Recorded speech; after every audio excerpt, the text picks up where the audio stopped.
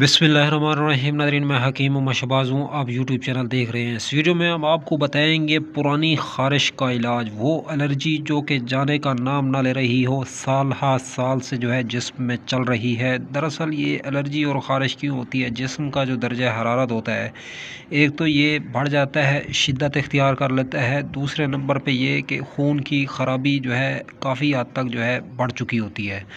तो इस हवाले से मैं अर्ज़ करना चाहूँगा, उनाब और पुदीना, ये दो चीज़ें ले लें। 11 दाने उनाब के, 2 से 3 चम्मच जो है पुदीना के। इसको शाम को पानी में भिगो दें। सुबह के टाइम उठ के जो है इसका पानी अगर पी लिया जाए तो ख़ारिश जो है ऐसा ऐसा जिस्म से डिटॉक्स होना शुरू हो जाती है। तो दूसरा काम ये करना है कि नहाने के फ़ौरन बाद सरसों के तेल की मालिश करनी है।